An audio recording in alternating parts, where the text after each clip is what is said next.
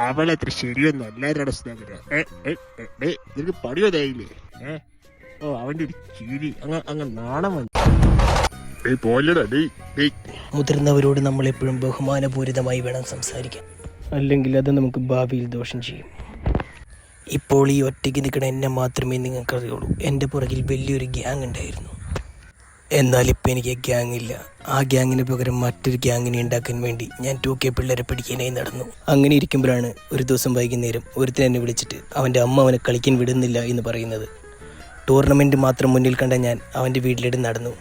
എന്നിട്ട് വാതിൽ മുട്ടി തുറന്നു കഴിഞ്ഞപ്പോൾ ഞാൻ ഞെട്ടിപ്പോയി. എൻ്റെ കൂടെ 10ാം ക്ലാസ്സിൽ പഠിച്ച ശ്രീലക്ഷ്മി, അവൻ്റെ അമ്മ.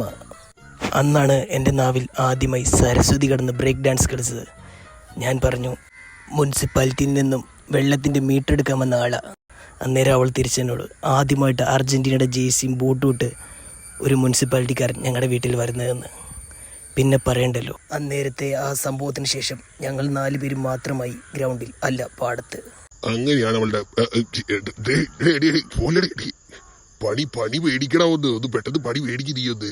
ഇങ്ങനെ നടന്ന് അവൻ കാലം കഴിക്കുന്നു. ചെരുപ്പൊക്കെ അവൻ നിക്കറിട്ടിട്ടില്ലേ? എത്രയും പെട്ടെന്ന് ജോലി മേടിക്കണം. ആദ്യത്തെ ശമ്പളം അഡ്വാൻസ് ആയിട്ട് മേടിച്ചിട്ട് ആ പൈസക്ക് ഇയാളെ തല്ലിക്കണം. പുറകെ വേണ്ടാന്ന് തോന്നുന്നു.